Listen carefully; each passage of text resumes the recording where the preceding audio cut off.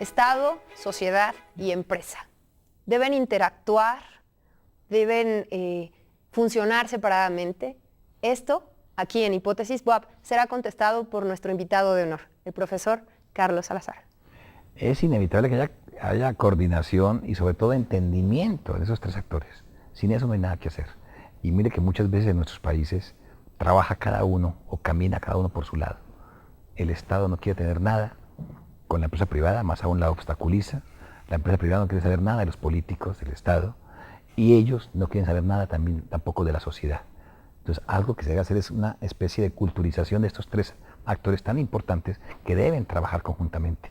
Y es que el problema allí es que existe en nuestros países es que todo el mundo cree que sabe política pública. Y una respuesta general, no solo en México, en Colombia, en América Latina, es una buena política pública. Cuando dicen buena política pública, yo alguna vez comenté una anécdota de una persona que llegó a una ciudad con unos buenos dólares del Banco Mundial y se fue a parrandear. Se gastó los dólares y al día siguiente estaba muy angustiado y le preguntó a un niño: mi hijo, ¿dónde queda el casino para apostar a ver si recuperaba el dinero? Le dijo: doctor, queda, aquí no hay casino. ¿Y dónde apuesto? Dijo: en La Gallera. Y se fueron para La Gallera. Y le preguntó: ¿cuál es el gallo bueno? Dijo: el blanco, doctor. Y le apostó sus últimos 50 dólares a blanco para recuperar el dinero. A los 2 segundos el colorado mató al blanco. Le dijo: estúpido, usted me dijo que el blanco era el bueno. Y le respondió con la más absoluta filosofía: sí, doctor, porque el colorado es un asesino completo. En ese momento, ser asesino era ser bueno. Entonces, cuando tú oyes decir una política pública buena, ¿qué es buena? ¿Buena para quién? ¿Para el gobierno? ¿Para la sociedad? ¿Para el empleado público? ¿Para los guerrilleros? Es decir, eso hay que entenderlo totalmente y saber que es una ciencia de las políticas, en donde no salen como políticos, sino salen como policy advisor, como asesores, que también la palabra está desprestigiada. El asesor, pues, es una persona que muchas veces tiene conceptos risibles, de que no tiene ninguna responsabilidad, etcétera, y no es la concepción que tienen en otros países, donde es fundamental ese campo de la asesoría para tener éxito en las acciones que se emprendan. Uno no es responsable que lo nombren en un puesto, pero sí es responsable cómo se rodea o con quién se rodea y con quién trabaja. Eso sí es importante. Como decía un amigo mío, si yo no sé, yo sé quién sabe. Entonces, esa parte de policy advisor es lo que corresponde no a los políticos, a los politics, sino a las policies públicas. Se me ocurre, y usted me corregirá, que el papel entonces de la universidad como formador, como integrador, necesariamente sería como el articulador entre estos tres actores: Estado, sociedad, empresa. ¿La universidad tendría un rol importante aquí? La universidad es un actor más de políticas públicas, que puede estar obviamente con el gobierno, puede estar con la ciudadanía obviamente, y también con la empresa privada. Punto bien importante: hasta qué punto la universidad tiene esa gran responsabilidad de motivar a los demás, de preparar gente con un lenguaje específico en este campo de las policies. Porque el problema es que se está preparando gente de políticas públicas para actuar en lo político, y son en gran parte técnicos. Entonces, ¿cómo hacemos esa distinción? Pues vale la pena, por ejemplo, en nuestros países hay una carrera, un servicio civil.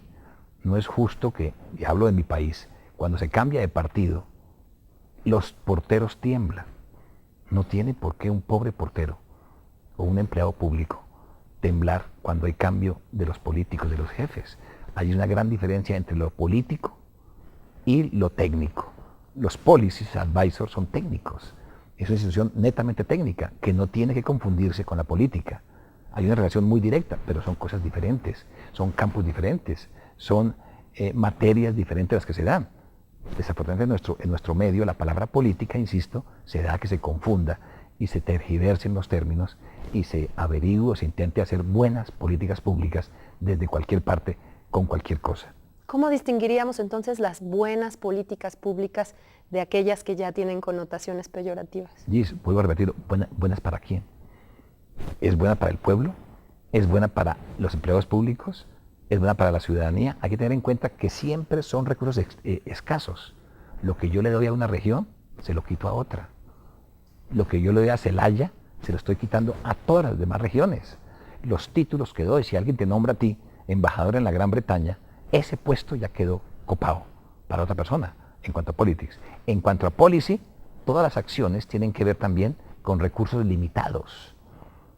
Si yo le doy unos recursos a Puebla, se los estoy quitando a los otros 31 estados en ese sentido. Entonces habría que averiguar, bueno, ¿para quién es buena esa política pública? ¿O para quién quiero yo que sea buena la política pública? Donde el aspecto ético, obviamente, entra a funcionar. El aspecto ético es transversal en todo esto.